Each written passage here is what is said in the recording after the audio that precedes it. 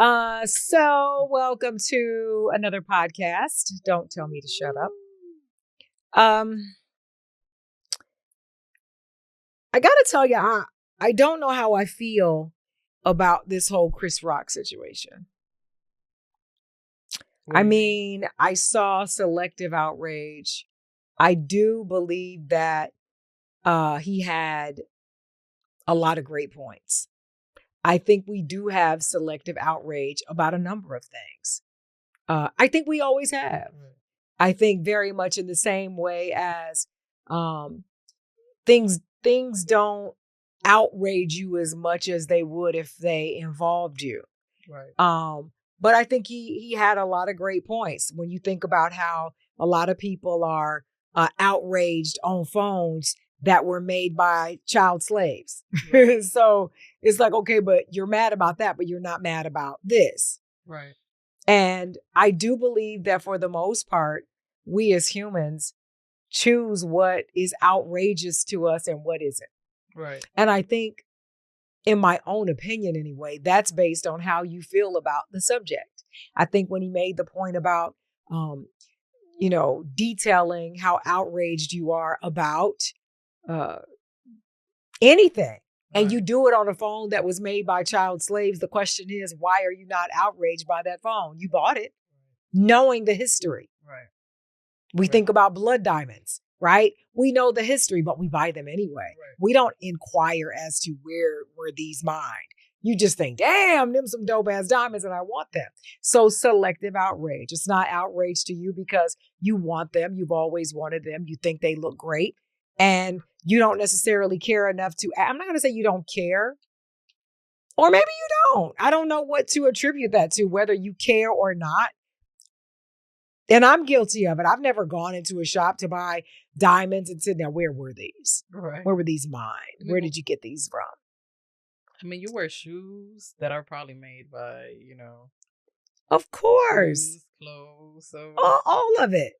yeah. And so, even when it comes down to things that happen outside of our community, if it happens inside the LGBTQ AI plus, I hope I got that right, community, there's not as much outrage as when it happens in just the urban community, Right. which is comprised of members of the LGBTQ AI plus community. But we somehow have a way to differentiate between that community and our own.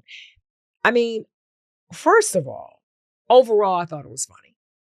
I thought he hit it out the park in a lot of places. I was concerned because I thought, why were his eyes so yellow? That threw me off. Nobody else seemed to get that but me. And if they did, I haven't seen anybody really talk about it. I was concerned that his mouth looked a little dark and almost as if somebody else was inhabiting his body. Don't start that rumor. I mean, I'm not saying in the Illuminati and nothing like that. I'm just saying it was weird for me that his eyes were mad yellow and his mouth looked like it was in black and white as opposed to in color. So maybe he's sick. I'm not going to put that rumor out there because I don't know that he's sick. Or maybe he took a little something. Now that I definitely ain't going to start. But I mean, listen.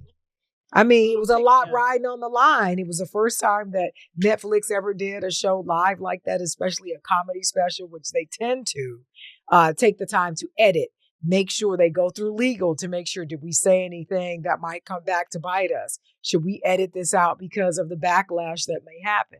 I know a lot of that does happen just from having been in the room and kind of watching what goes down. And so I think, a lot was riding on a night of let's go live and see what happens.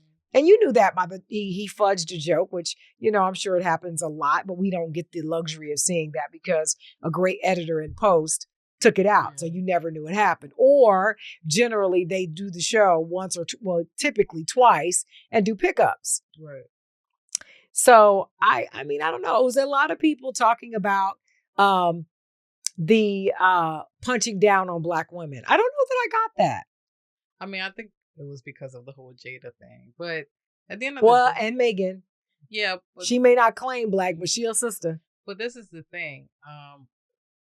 What are we supposed to joke about anymore? I feel like it doesn't matter what it is. Somebody always gets offended by a joke. And this is my thing. I think it's highly hypocritical because when you go watch a comedy show, they're talking about something or somebody.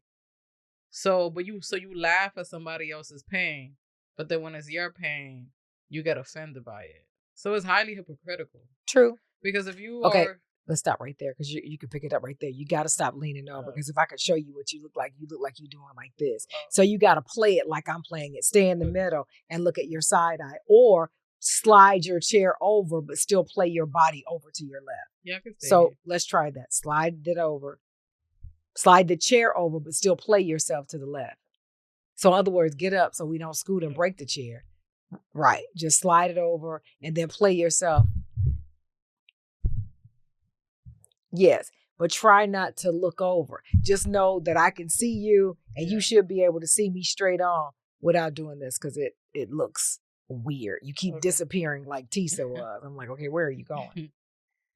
Yeah, no, so I was saying that Don't say I was saying because you're going to just pick it up seamlessly. So act like, because you're going to cut it so we'll just say, just start talking. So I feel like what are comedians are supposed to joke about anymore?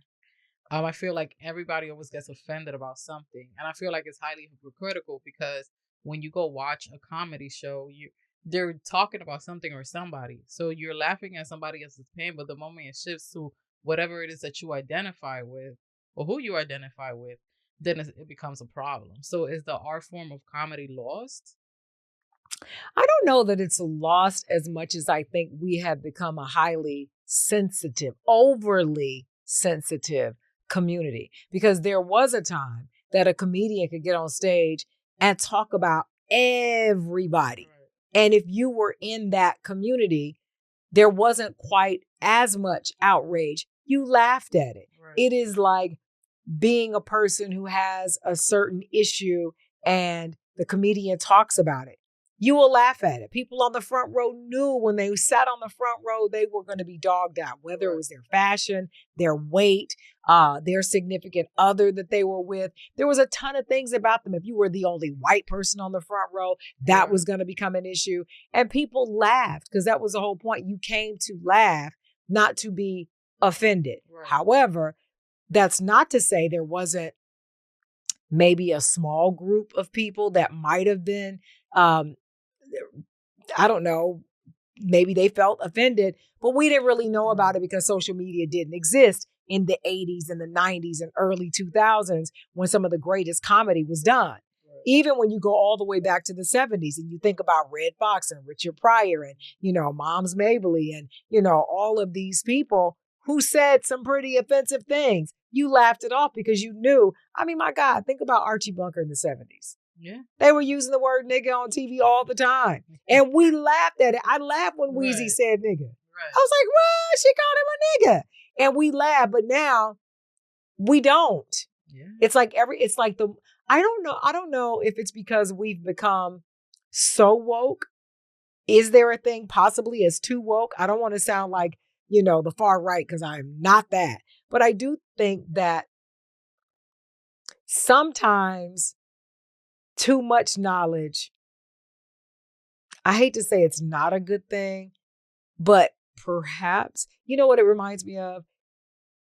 Nobody wants to see how the hot dog is made, but at the baseball game, everybody wants one.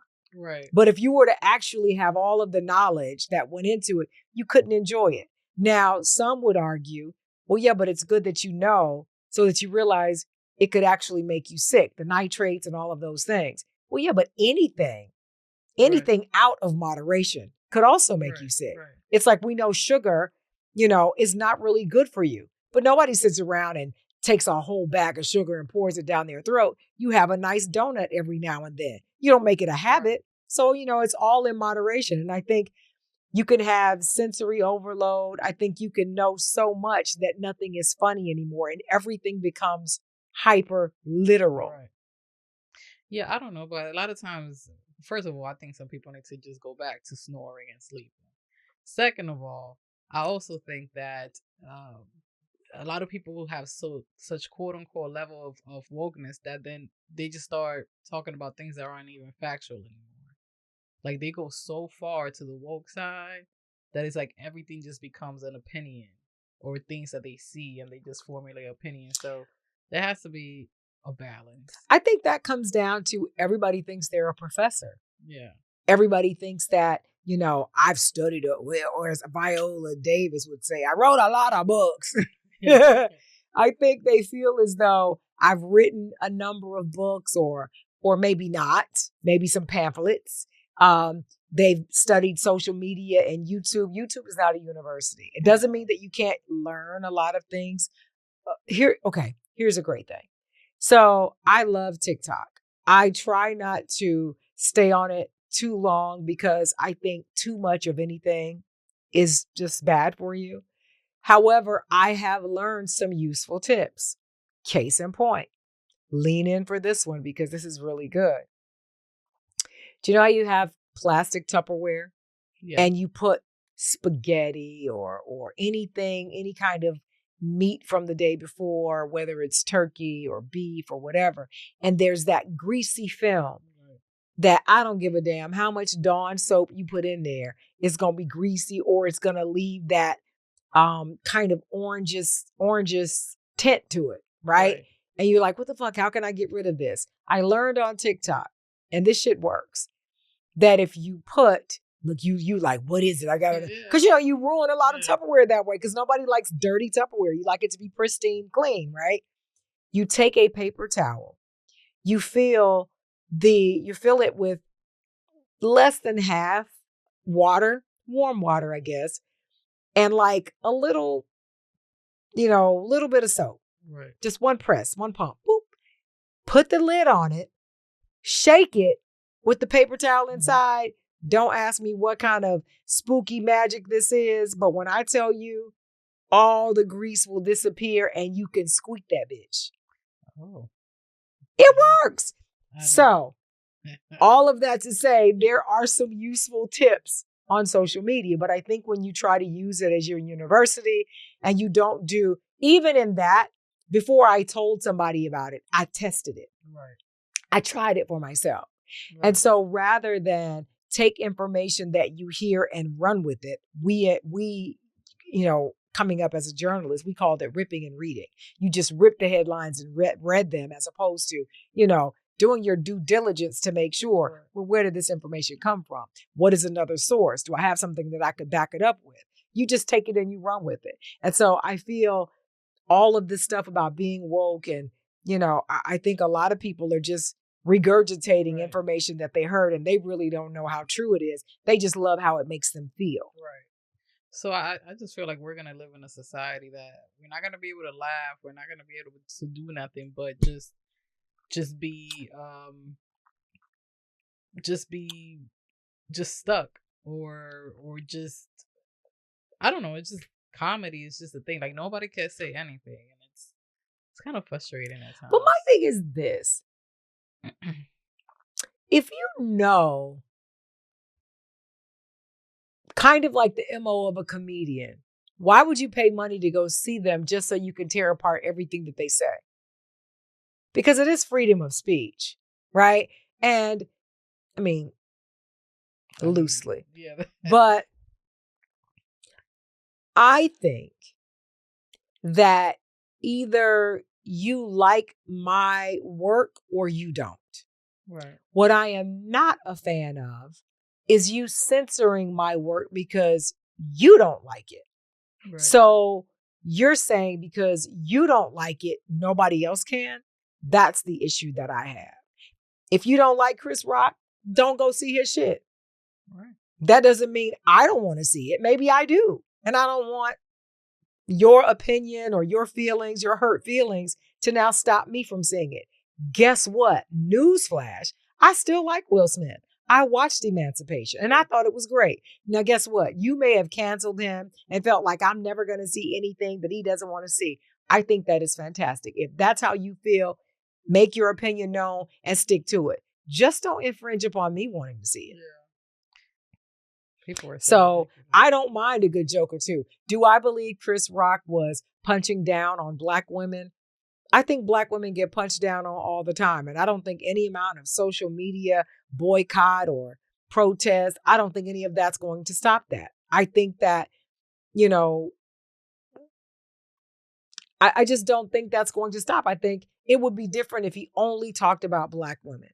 But he didn't. He talked about everybody. Did you hear what he said about Draymond Green? Mm-hmm. Did you hear what I mean, even in the whole, and anybody who is a shade of anything knows colorism is alive and well within the Black community.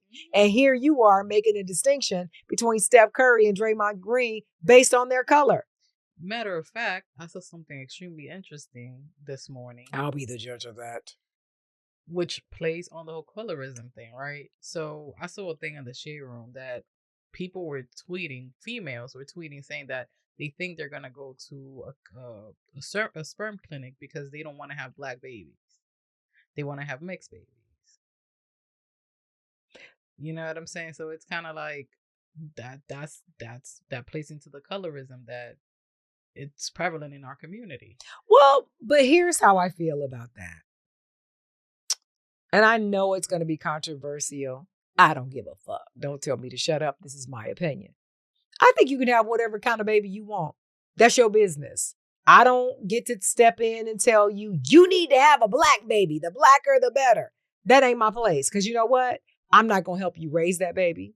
I'm not going to help you get through whatever issues that baby has. And because they're mixed, I'm not going to be there. I'm not going to be there for any part of this baby's life.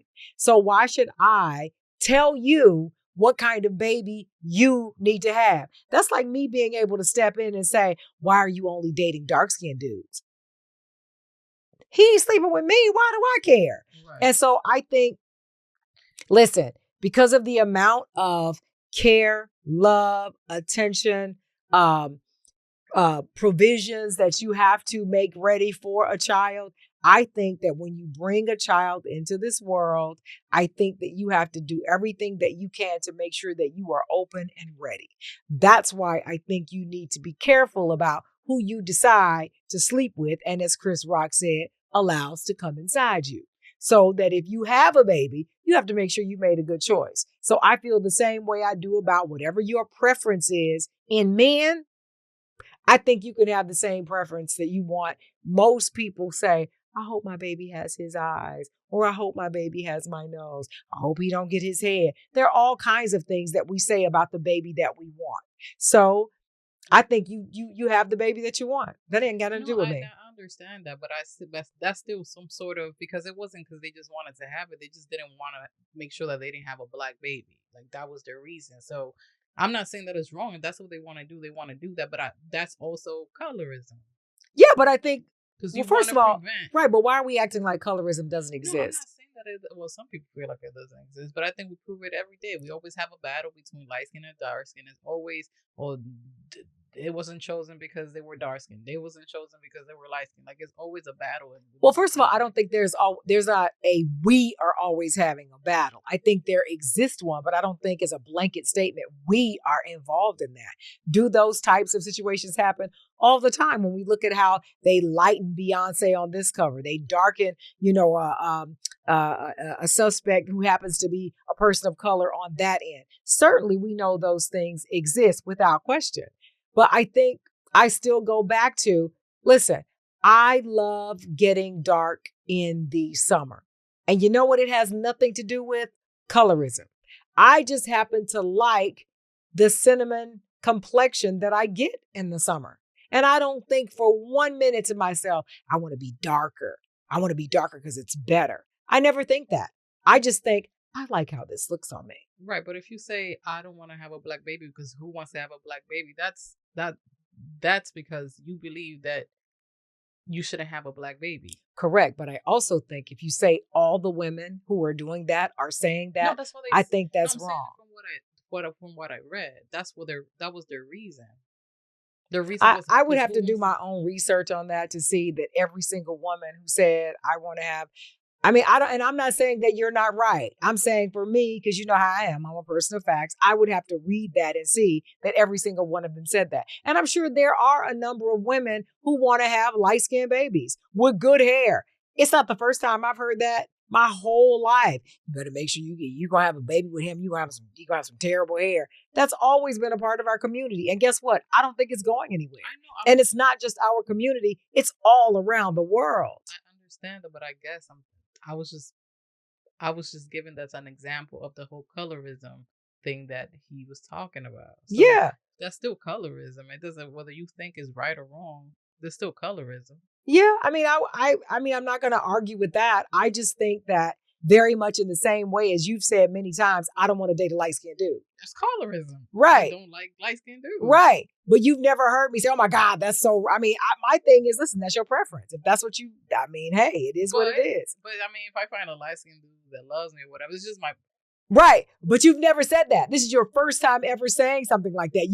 Since the moment I've met you, you've always said, I want a dark-skinned dude. But now you're sitting here. But now you're sitting here arguing for the other side of it. I'm saying you're just as guilty as the people that you're talking about. But I never said it wasn't colorism. So then you're not helping whatever this colorism issue that we have. And I'm not saying it's left up to you to do. I'm just saying very much in the same way as you can open your mouth and say, I don't want to date a light-skinned dude. I want a dark-skinned dude. Then you have to also be able to say, I could see how somebody would say, I want a light-skinned baby. Or I don't want a black baby. I mean, again, I don't know because I haven't read the comments. I need to go in and read it for myself. And I'm not saying that it's not true, but I just want to read if all of them said that. And they may have. That was the whole purpose that the Shade Room posted. They were tweeting. Oh, yeah. So the Shade Room is our arbiter. No, I'm just saying that it was a tweet. It was a group, like, I guess somebody tweeted and other women jumped into it. So they posted their tweet. So it wasn't like an article. It was just a tweet of somebody saying, I want to go to get up to a sperm bank because I don't want a black baby. I want a mixed baby. Yeah. And then other women jumped on it, and then somebody was like, not on the comments, but on the tweet, like, who wants a black baby? So the overwhelming. I didn't read the comments because I thought that I didn't really like the message, so I just skipped over it. So was it one person who said that, or a lot of people said it, or one person said it and everybody agreed? So somebody tweeted, and then other women jumped on it. Yeah, like, I do want a mixed baby too. Right. You know what I'm saying? So right, but see, that's different than saying they all said it. That's why I was like, okay, well, but regardless, I don't care if it was one person or 1,000. In my head, I just think that whatever it's going to take for you to love the baby. Like, I would love to have a baby who wasn't short.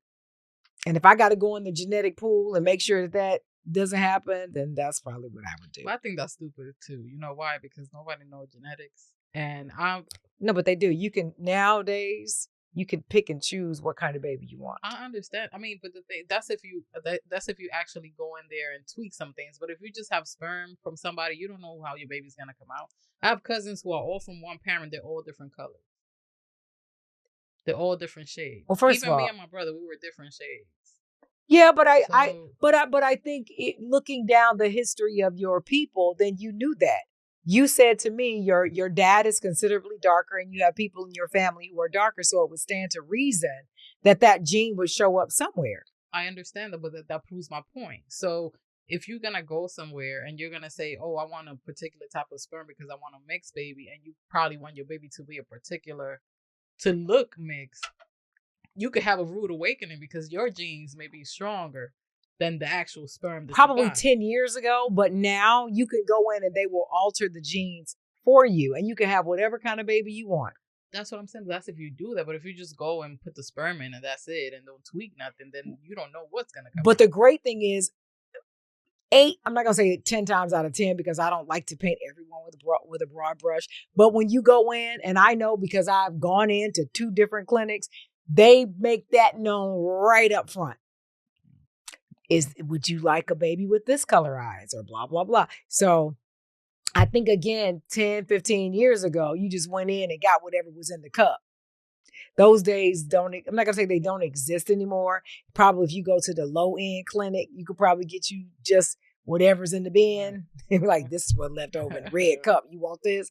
That definitely is a possibility. But I just, back to the issue that I originally was speaking about, which was, I think that the whole conversation about Chris Rock punching down on Black women because he talked about Meghan Markle and Jada Pinkett Smith.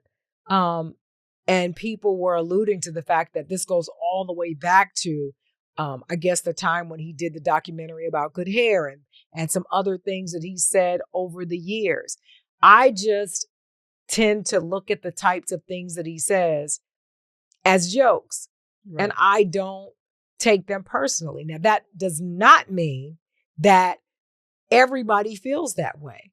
But I think one of the things that makes a comedian is that they spray the room and whoever gets hit yells, ouch. And some people get hit and they laugh instead.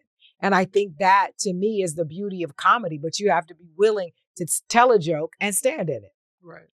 Very much in the same way as, and everybody's different, right? I tried my, hand at doing some stand up.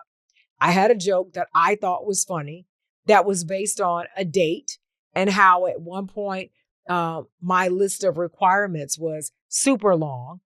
And then as I've gotten older, it's gotten shorter. And I gave the story about how I went out on a date with someone who was nothing like what I would ever consider dating.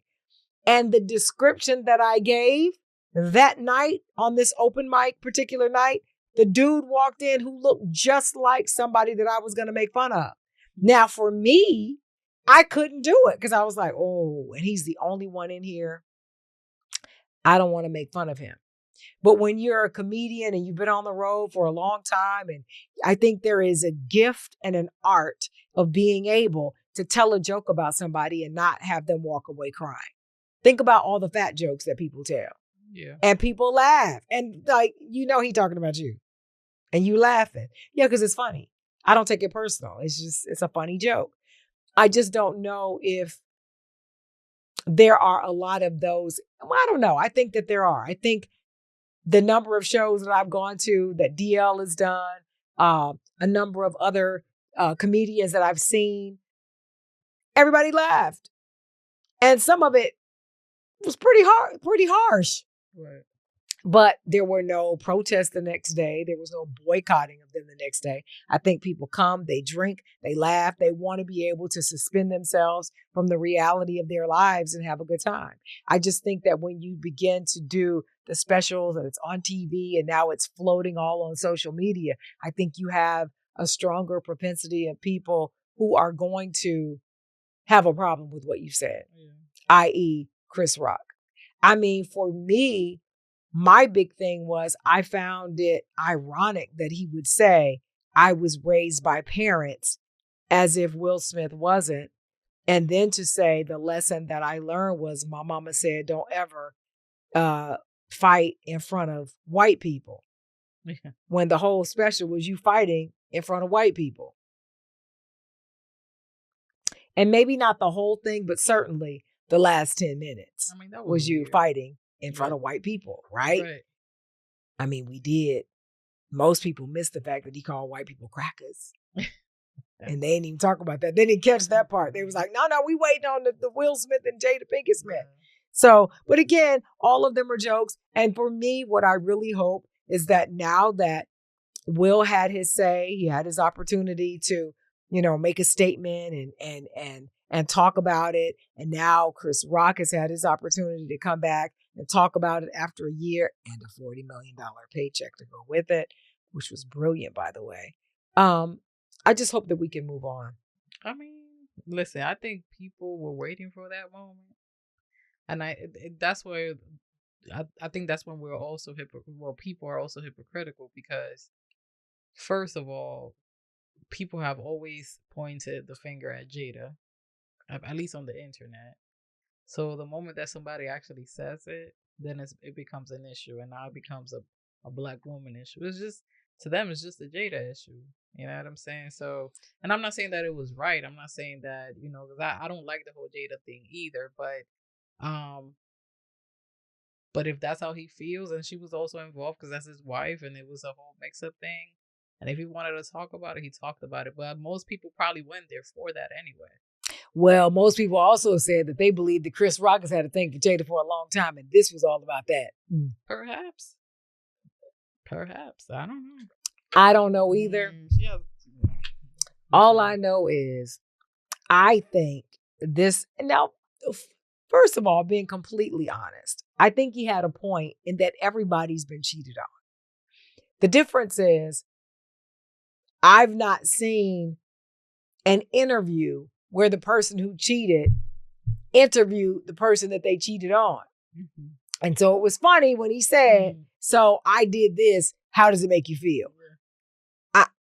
I would have never aired my dirty laundry like that, even though, to be fair, a lot of people put the onus on Jada for that coming out. And it wasn't Jada who spilled that. It was August Alsina.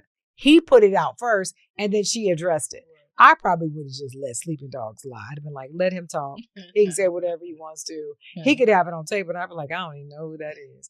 But I think she felt the need to address it. And then to bring Will in, it definitely was an entanglement. All of it was just sticky, messy, sloppy. It was a lot. Yeah. And I don't think the internet is ever going to save you from something like that. I don't. But I also think that men do what Jada did, sans the interview, all the time. They have affairs. They sleep around on their significant other. The person that they slept with starts to speak out. I can't tell you how many times I've seen on social media where a woman has come forth and said, I'm pregnant by so-and-so.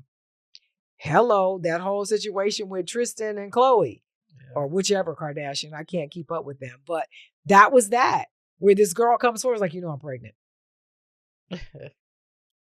Right?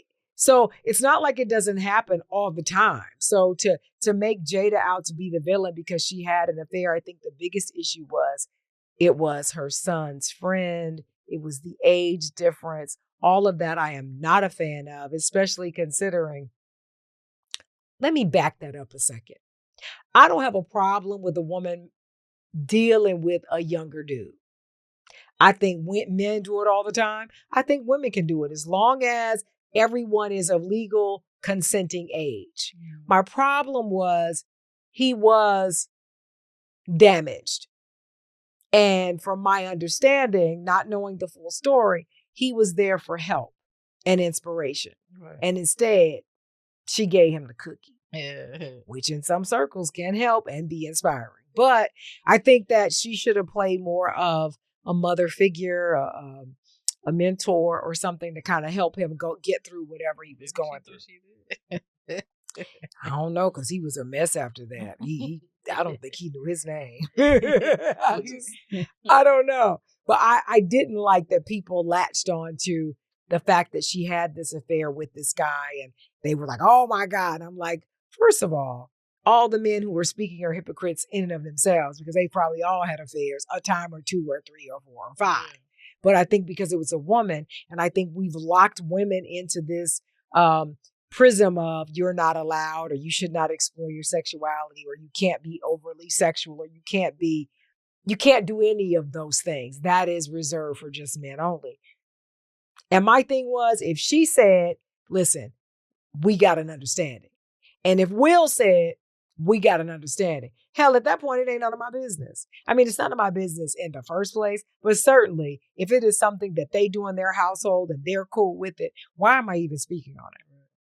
I mean, I think, and I don't know if I'm right, but wasn't he her kid's friends too? I don't know. He was friends with her kids too, right? Yeah, no, I said that. I said that early on. I said that was one of the things that I did not like was, where were you? You were off in the distant land? No, I guess I was listening too hard. I don't know what happened, but one of the first things I said was, I don't have an issue with someone being younger. My issue with this case in particular was he was her son's friend who would come to them for help, and she should have been more like a motherly figure or a mentor to him rather than a lover, because that's not what he needed. He can get that on any street corner, and so I felt like that was a bit much because, and then you said, well, maybe that's what she thought she did. No, I heard all that part, just missed that one little detail. But again, the bigger issue is whatever goes on in their house ain't none of my business. If they like it, I love it. Yeah. It ain't my business. I think, if anything, nobody came down on him, August, for running his mouth. He was the one. But Jada's the one being called the bitch. He the bitch. You don't kiss and tell. Homie. You don't kiss and tell. But he's young. So maybe, I don't know. I ain't never heard him kissing nobody else and telling. Wait, well, that dude now, right? Well, that's after. That was post Jada. That's different. He was. I meant before that. He's like, it's just my friend. He's just been there for a long time. He's been there for me. I'm not gonna touch that. I don't know that entanglement. I'm gonna leave it alone. I wish there would be. I'm hoping for the day that we begin to uplift one another in our faults and our shortcomings, because we all have them, as opposed to, getting on TV and slapping somebody or getting on TV and calling a Black woman a bitch. I don't know. Sometimes I feel like there's no safe place for a Black woman, because when we were running after men and chasing them, we were crazy. When we were fighting over men, we were crazy and, just needy. We were wrong then. Then when we became independent and we started traveling by ourselves and paying for our own stuff, then we became too independent and too alpha and, all of that. And then when we started, finding our own sexuality and taking the time to learn who we are as women, as vulnerable and sexual creatures, and exploring all of that, that's a problem. My question is, who gets to decide who the Black woman is supposed to be, and where does she find her joy absent all of, the microscopes and the ridicule? It's like, I don't know. What do you want us to do? Meek and mild, that's bad. Aggressive and progressive, that's wrong. I highly sexualized, wrong. Lowly sexualized, wrong. It's like, what the fuck? What do we do? Yeah. So I think that's why so many Black women is like, listen, I'm just going to live my life and be happy. And I can't really speak to so many of the Black women, but I can speak about myself. I'm going to do what I want to, as long as I am not hurting anybody else in the process. I'm going to speak my mind, as long as I am not being malicious to hurt somebody else in the process. And all I got to say to you is listen and don't tell me to shut up.